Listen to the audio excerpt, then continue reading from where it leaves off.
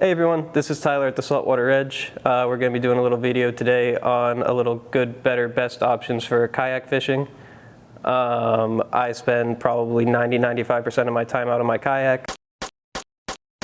That's a Old Town Big Water right now, but whether you're on an Old Town or a Hobie or whatever you're using, these will all work for you.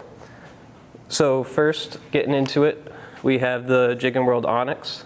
The Onyx goes for $100, and we have it paired up here with the Spheros. This is a 4K. You could go 3, 5.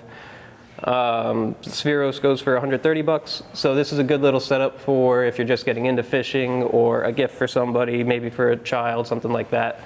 Sort of our go-to recommendation for people just getting into the sport.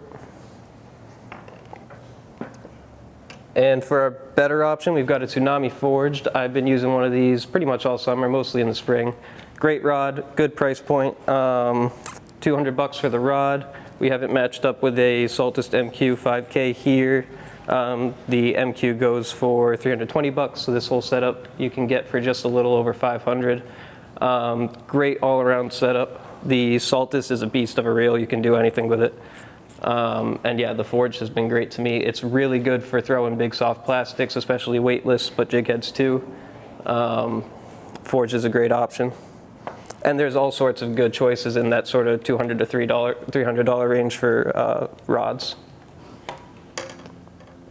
And then our best, I have a GCX here paired up with a VR75. You could go VR50 or whatever you're doing. These are all just sort of generic all-around setups. If you're going for big bass, you want something a little beefier. If you're going extra light tackle, you could go lighter. So the GCX goes for about $300, and then the VR is a little over $500. So you're getting this whole setup for just over $800. GCX is, again, one of our go-to recommendations for people, more for your avid fisherman that's going to be out there every day or most days. And so the biggest thing that you want to take into account when you're talking kayak fishing is rod length and butt length. So rod length wise, I don't like to go over 7.6.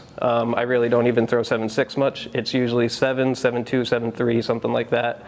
So these three, I believe I picked out 3 7-footers. Like I said, you could go up to 7.6. I wouldn't go any higher than that.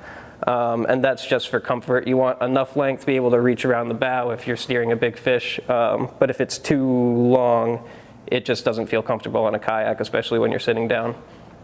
So that's what that's all about. And then another thing that you got to think about is the butt length. And this is something that's particularly important to kayak fishermen. The GCX is perfect. It's got about a 10-inch butt. My sort of happy spot is between 10 and 14 inches. I really like a 12-inch butt. That'll probably depend on you. I think that's sort of a preference thing. But you just want to make sure that when you, I don't know if you can see that, but when you stick it in your elbow when you're fighting a fish or working a plug, that it's not sticking out behind your back and hitting your seat or hitting whatever's behind you, because that's just annoying on a kayak and something you don't have to worry about so much if you're on shore. So this is the Onyx. It's got a 15-inch butt on the back. I would put that right at your limit. You don't really want anything longer than that. It's just pushing it. I don't know if you can see, but you just don't want it sticking too far past your back and hitting anything behind you. Most of what you're going to be doing is obviously in front of you, but every once in a while when you're fighting a fish and you have to tuck it in, you just don't want a long butt hitting stuff behind you. So that's what that's all about. Thank you for watching, everyone. These are just a few of the options that we had picked out for the video. There's obviously plenty of other options out there. So if you have any questions or anything like that, leave a comment. Make sure to like and subscribe if you're not already. Give us a call or email or anything like that if you have questions getting set up for kayak fishing. And yeah, thanks for watching.